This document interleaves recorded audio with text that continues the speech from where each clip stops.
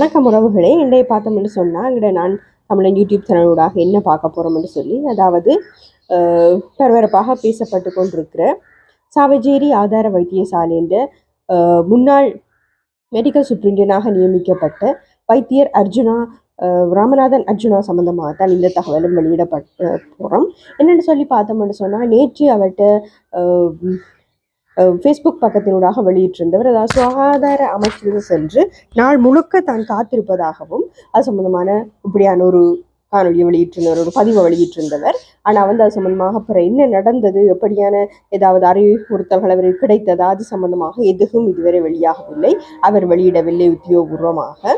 அதை தாண்டி பார்த்தோம் என்று சொன்னால், இன்றைக்கு அவருடைய ஃபேஸ்புக் பக்கத்தில் வெளியாகி இருக்கிற விடயங்கள் என்னென்னு சொல்லி பார்த்தோம்னு சொன்னால், அவர் பாராளுமன்றத்தில் நிற்கிறதாக தற்போதைய எதிர்கட்சி தலைவர் சஜித் பிரேமதாச அவர்களோட வெளியிட்டிருக்கிறார். அப்படி ஒரு புகைப்படத்தை வெளியிட்டிருக்கிறார். அதோட தான் பாராளுமன்றத்தில் நிற்கிறதுக்கான ஆதாரங்களாக அவருக்கு அந்த வழங்கப்பட்ட டேக் கொண்டு மற்றது அதில் சைன் பண்ணி தான் உள்ளுக்கு போயிருக்கிற அந்த ஒரு புகைப்படம். அடுத்தது அங்கே அந்த அரசியல் பிரமுகர்கள் அந்த படங்கள் சேர்ந்த அந்த மியூசியம் மாதிரி அதில் வைக்கப்பட்டிருக்க அந்த படங்களுக்கு முன்னுக்கு அவர் ஆதாரபூர்வமாக தான் பாராளுமன்றத்தில் நிற்கிறத காட்டுறதுக்காக சில புகைப்படங்களை வெளியிட்டிருந்தவர். ஸோ அதுதான் இன்றைக்கு இப்போ நடந்து கொண்டிருக்குது. ஆனால் இதன் பேரில் இப்படி இவர் வெளியிட்டிருக்கிற படங்கள் ஆதாரபூர்வமாக எங்களுக்கு அவர் இன்றைக்கு பாராளுமன்றத்தில் நிற்கிறார் என்றது தெரியுது.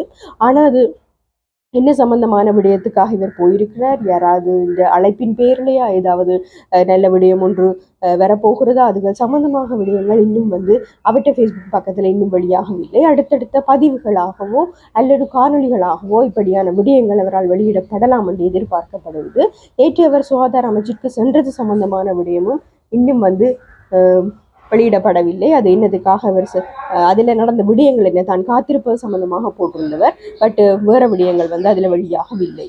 ஸோ அதை தாண்டி பார்த்துருந்தோம்னு சொன்னால், அவர் இன்றைக்கு அவர்கிட்ட ஃபேஸ்புக் பக்கத்தில் போட்டிருக்க ஒரு பதிவை பார்த்தோம்னு சொன்னால், டே 1 என்று சொல்லி ஒன்று போட்டிருக்கிறார். எனது வாழ்க்கையை எனது மக்களுக்காக அர்ப்பணித்து வெகு நாட்களாகிறது.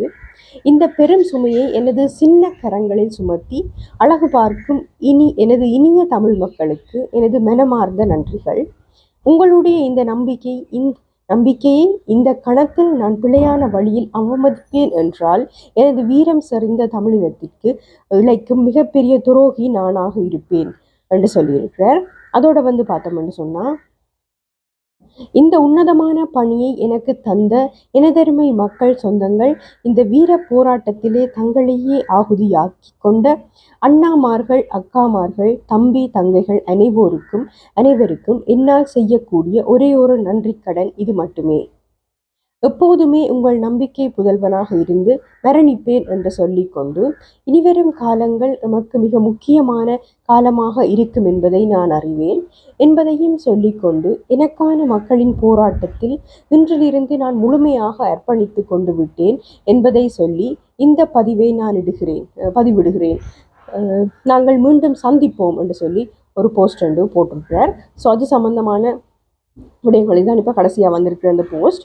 அதை விட பார்த்தோம்னு சொன்னால், எங்களுக்கு நேற்று சுகாதார அமைச்சர் நடந்த விடயங்களும் இன்னும் என்ன மாதிரின்னு தெரிய வரவில்லை. அதில் என்ன நடந்திருக்கு, ஏதாவது சாதகமாக இருந்திருக்குமான்னு சொல்லி. ஆனால் இந்த போஸ்டோட பார்க்கும்போது எங்களுக்கு அதை எதிர்வு கூற முடியவில்லை, சாதகமாக இருந்திருக்கும் என்பது.